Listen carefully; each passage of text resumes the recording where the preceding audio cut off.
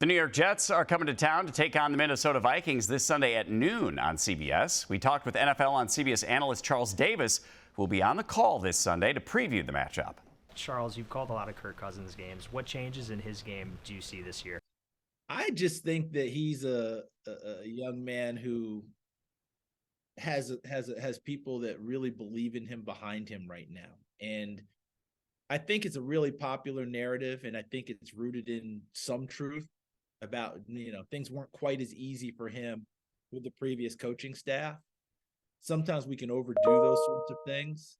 I don't think the previous coaching staff didn't want him to be successful, but at the same time, maybe they saw some things that they wanted from him that either he wasn't giving them, wasn't willing to give them, couldn't give them, etc., or they thought that anyway.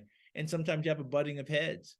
I do think that what we're seeing from him this year is Kevin O'Connell and his staff giving him a lot of confidence, a lot of positive reinforcement, which I believe is something that works very well for Kirk Cousins' personality. And there's nothing wrong with that. But I just see a quarterback playing a little freer, even though the stats aren't as perfect. And maybe that's a good thing. On the other end, for the New York Jets, what should Vikings fans know about Mike White? Mike White is a long, levered, tall slinger, okay? He will make the check down throws, but he wants to push the ball downfield, I believe, more than what people give him credit for. I saw it at the Senior Bowl, and now in the limited opportunities we've seen him play in the NFL. Go back and watch the tape and tell me he's not taking, the shots downfield. And these receivers, look, just in a 1 week sample for this year, could they have been a happier group? The answer is no. Justin Jefferson and Sauce Gardner, what excites you about that matchup? Everything.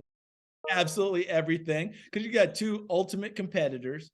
Both of them, want to be the best, believe they are the best, want to match up with the best and dominate in that matchup to leave no doubt. Both of them have the same mindset and will come at it, and kind of meet in the middle of the field. It's like an old TV commercial that had Rams butting those big horns right in the middle of a big field. That's what we're getting in this game, because Justin Jefferson, he's going to wear that chip that he wasn't the first receiver taken. Sauce Gardner thought he was going to be the first cornerback, and Derek Stingley went one spot ahead of him. And he comes from Cincinnati, so he feels like people don't give him the respect he deserves. Long corner who can move. Sauce can turn and run, drop his hips, change direction, all those things. Well, we all know what Justin Jefferson can do. He can absolutely dominate and wreck a defense. There's nothing about this battle that I don't like. And I can't wait to watch it happen. Dalvin Cook and the Vikings run game versus Quinnen Williams and the Jets run defense. What are you expecting to see out of that battle?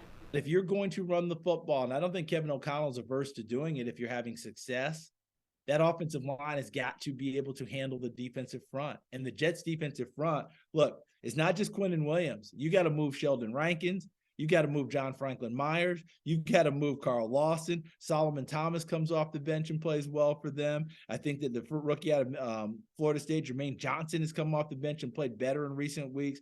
Bryce Huff is a tremendous pass rusher that no one even talks about. Michael Clemens, the rookie at Texas A&M. And, of course, Vinny Curry. And the reason I list all of them is that you will see all of them. The Jets, it's almost like a hockey line shift. All right, you will see in the middle of a drive, whoosh, here goes guys, here come other guys. And they have a lot of confidence in all of them. But to run the football, they're going to have to move Quinnen Williams and Sheldon Rankins first and foremost.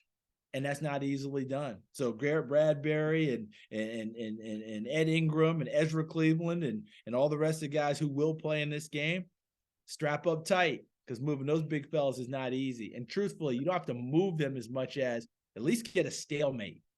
Because if you get a stalemate, Dalvin Cook can work off of that. What do you make of Patrick Peterson's play this season for the Vikings? How much fun is it? 32 years old. Patrick Peterson heard all the conversation about maybe it's time to swing the safety. Maybe you can't stay out on the corner anymore. And look, the corner, I don't know if you've traveled in Europe and driven on the Autobahn, but the Autobahn is the corner. Okay, there's no speed limits. Everybody's buzzing by at 160, 170. All right. Safety is much more like the American interstate system. All right. We have a speed limit. Okay. You can get back there, got a little room to see things happen, all that good stuff. We've seen great players, Hall of Fame players, Rod Woodson, Ronnie Lott, go from the corner to safety and have like a second Hall of Fame career at that position. Many were calling for Patrick Peterson to do the same thing. He's like, I don't think I'm ready for that yet. And boys, his play showed up on that. And he's been probably the brightest light on the defensive side of the ball for the Vikings. It's a lot of fun to see him fight Father Time and win. Charles, thanks so much for the time, and we look forward to watching you on CBS this Sunday. Thank you very much. Can't wait to get to Minneapolis. We have a 10:30 pregame show right here on WCCO and CBS News Minnesota before the noon kickoff with our Mike Max, Ren Clayton, and Norman Seawright.